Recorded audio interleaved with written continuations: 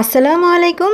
আশা করি সবাই অনেক ভালো আছেন। চতুর্থ শ্রেণীর আরো একটি নতুন গণিত ক্লাসে সবাইকে স্বাগতম। আজকের ক্লাসে আমরা অনুশীলনী 4.5 পৃষ্ঠা নং 56 এর 2 নং অঙ্কের সমাধান করব। 2 নং এ লেখা আছে সহজ পদ্ধতিতে ভাগ করো। এখানে মোট 4টি অঙ্ক রয়েছে। তো প্রথম অঙ্কটা হচ্ছে এখানে লেখা আছে 7600 ভাগ 200। 1 নং এ লেখা আছে 7600 ভাগ 200। এই ভাগটাকে আমাদের সহজ পদ্ধতিতে ভাগ করতে হবে। সহজ পদ্ধতি মানে কিন্তু খুব সহজেই আমরা ভাগ করব। যেমন দেখো এখানে দুটো শূন্য আছে, এখানে দুটো শূন্য আছে। আমরা কি করব, এই একটা শূন্য কাটবো, এই একটা শূন্য এই একটা শূন্য কাটবো। কাটলে কি কি থাকে, এখানে থাকে 76, এই ভাগটা লিখে দিলাম, আর এখানে থাকে 2। এখন দেখো 76কে কিন্তু 2 দিয়ে ভাগ করা অনেক সহজ, তাই না? এই পাশে তোমরা যদি চাও ভাগটা করে ফেলতে পারো। কাকে ভাগ করবে? 76কে। 76কে কত দিয়ে ভাগ করবে? 2 দিয়ে ভাগ করবে। প্রথমে 7কে 2 দিয়ে ভাগ করো, তাহলে কত হবে? 3 দুগুণে 6 হবে। এখন বিয়োগ করলে এখানে হবে 1, এখানে 6 নামিয়ে নিয়ে আসলাম। এখন কত হবে? 8 দুগুণে 16 হবে। এখন ভাগফল কত হলো? 38। অর্থাৎ এতটুকুর ভাগফল হচ্ছে 38। দেখো কত সহজেই ভাগটা করে ফেলেছি। এটাই উত্তর। উত্তর ভাগফল কত? উত্তর ভাগফল হচ্ছে 38। এরপর 2 নংয়ে লেখা আছে 7200 ভাগ 900। তো এই ভাগটা আমরা খুব সহজে করব। এখান থেকে একটা শূন্য কাটা, এখান থেকে একটা শূন্য কাটা, থাকে কত? 72 ভাগ 9।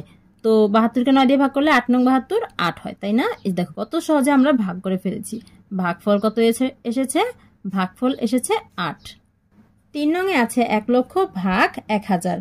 তো এই ভাগটা আমরা খুব সহজে করে ফেলবো। দেখো এখান থেকে 1 2 3টা শূন্য কাটা, এখান থেকে 1 2 3টা শূন্য কাটা, থাকে কত? 100 ভাগ 1। 100কে 1 দিয়ে ভাগ করা খুবই সহজ। 100কে 1 দিয়ে ভাগ করলে কি হবে? 100ই হবে। 100কে 1 ভাগ করলে 100ই থাকবে। এখন এই যে ভাগফল আমরা কি পেয়ে গেছি? ভাগফল কত পেয়েছি? ভাগফল পেয়েছি 100। এরপর 4 নংয়ে আছে 350 ভাগ 25।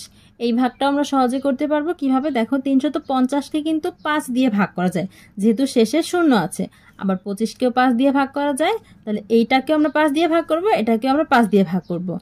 এটাকে 5 দিয়ে ভাগ করলে 5 5 25, তাই না? 5 হবে। আর 350কে যদি 5 দিয়ে ভাগ করি কত হবে? 35কে 5 দিয়ে ভাগ করলে 5 7 35। দেখো 35কে 5 দিয়ে ভাগ করলে হবে 7, আর এই শূন্যকে 5 দিয়ে ভাগ করলে হবে 0। এখন কত হলো? 70 ভাগ 5, তাই না? এখন এটাও কিন্তু খুব সহজ। 5 দিয়ে যদি 7কে ভাগ করো তাহলে কত হবে? 5 একে 5, 1 হবে। আরও 2 থেকে যাবে, যেহেতু 7 আছে আমরা 5 পেয়েছি। তাহলে ওই 2 আর এই শূন্য মিলে কত হবে? 20। 20কে যদি 5 দিয়ে ভাগ করো তাহলে কত হবে? 4 5 20, 14 হবে। এই ভাগটা চাইলে এই যে এখানে পাশেও করতে পারো। 70কে 5 দিয়ে ভাগ করলে কত হবে? প্রথমে 7কে ভাগ করলে কত হবে? 5 একে 5, তারপর বিয়োগ করলে এখানে হবে 2, এখানে 0, তারপর 4 5 20।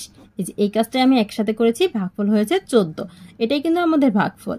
উত্তর ভাগফল হচ্ছে 14। অবশ্যই উত্তর লিখে দিতে হবে। এই যে দেখো 4 নং করার মাধ্যমে 2 নংয়ের সকল অঙ্কগুলো করে ফেললাম।